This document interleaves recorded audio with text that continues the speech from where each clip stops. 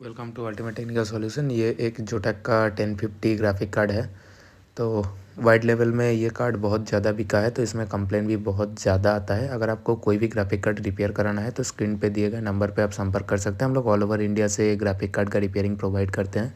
ये जो कार्ड है इसमें नो डिस्प्ले का प्रॉब्लम है। सबसे पहले हमने कार्ड को खोला, स्टेप बाय स्टेप वही प्रोसीड्योर पे चेक किया। पुराने बहुत सारे वीडियो पे मैंने डिस्कस किया है कि कैसे आपको चेक करना है। सबसे पहले कोर साइड का जितना भी मॉसफेट है उसको गेट टू ग्राउंड पोजीशन पे चेक करना है। उसका बाद जो है एक एक करके सारा कॉइल्स चेक करना है। बैक साइड पे आके हमें चेक करना है कि कहीं पे कोई कैपेसिटर बर्न है या फिर ट्रैक वगैरह कुछ कटा हुआ है कि नहीं।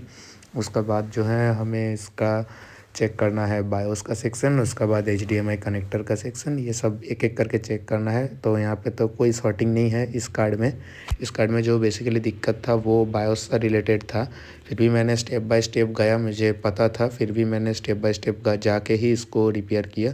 देखिए बायोस का एरिया पे अगर कोई भी प्रॉब्लम है तो आप स्टेप बाय स्टेप नहीं जाएंगे तो पकड़ नहीं पाएंगे। सबसे पहली बात तो इसका बायोस का सप्लाई नहीं बन रहा था। मैंने ये वीडियो का वॉइस ओवर बाद में कर रहा हूँ, तो इसीलिए इसमें डिस्प्ले नहीं आ रहा था। कार्ड में थोड़ा बहुत डस्ट वगैरह है तो उसको साफ़ कर लेंगे।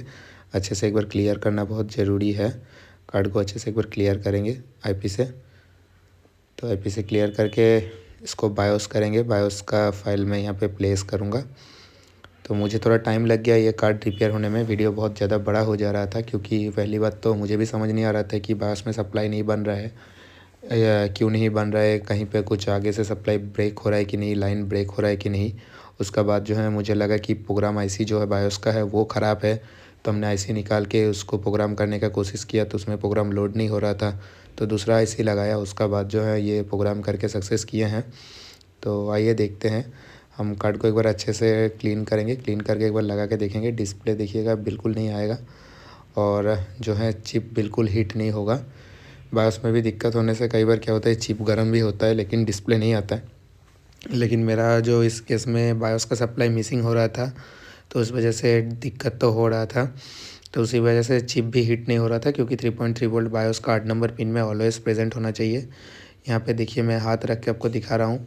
टेम्परेचर मेरे पास अभी चेक करने लायक कोई ऑप्शन नहीं है तो मुझे जो है मैनुअली चेक करना पड़ता है। कोई भी ग्राफिक कार्ड हो आपको स्टेप बाय स्टेप हमेशा देखना चाहिए।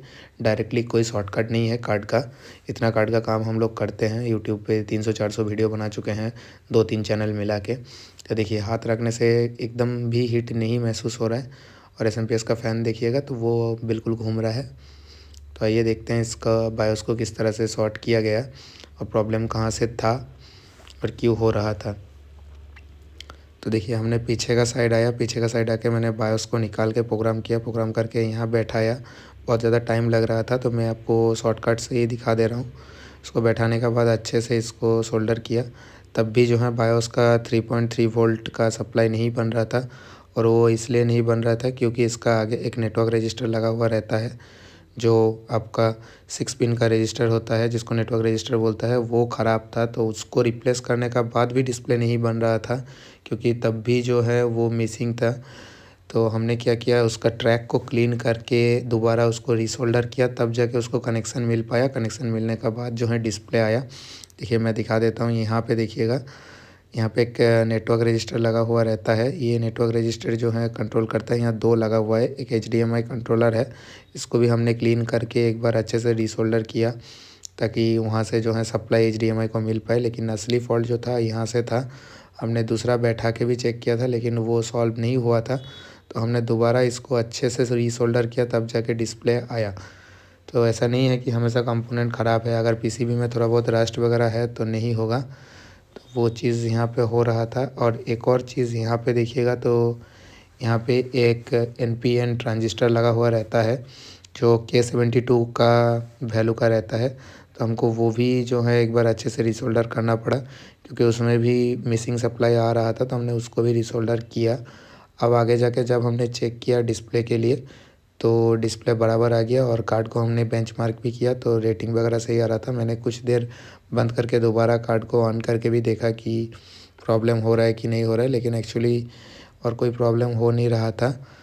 बायोस में दिक्कत था, बायोस करप्टेड था, लेकिन क्यों करप्ट हुआ मुझे भी नहीं मालूम इस केस में। और सप्लाई बनते बनते मुझे ये कार्ड का पीछे 3 से 4 घंटा टाइम लगाना पड़ा, तब जाके मुझे फ़ॉल्ट एग्जैक्टली पता चला। तो 3.3 वोल्ट बेसिकली मिसिंग था, जिस वजह से डिस्प्ले नहीं बन रहा था। हमने जो है उसको फॉल्ट को फाइंड आउट किया, फाइंड आउट करके जो है सॉल्व किया।